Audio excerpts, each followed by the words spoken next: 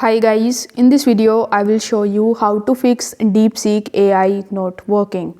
So if in your device DeepSeek AI isn't working properly, it is not letting you sign up or you are facing any kind of other errors, so you can try these troubleshooting methods in order to fix this issue.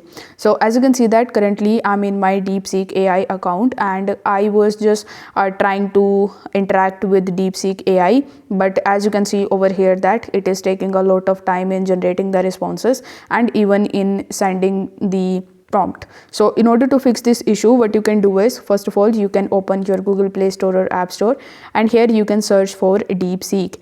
Over here you need to make sure that you keep on checking for the updates, because sometimes the problem get fixed with the help of the new updates. So if you see any update for the DeepSeek AI app, make sure that you update your app.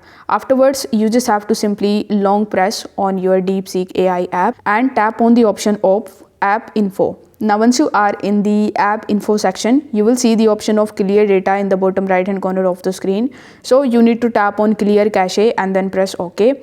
Afterwards, you will have to just open your app, and then you just have to try to log in into your account or try to fix the issue that you are facing. Now if none of the method is working for you, then what you can do is you can simply try to use a VPN.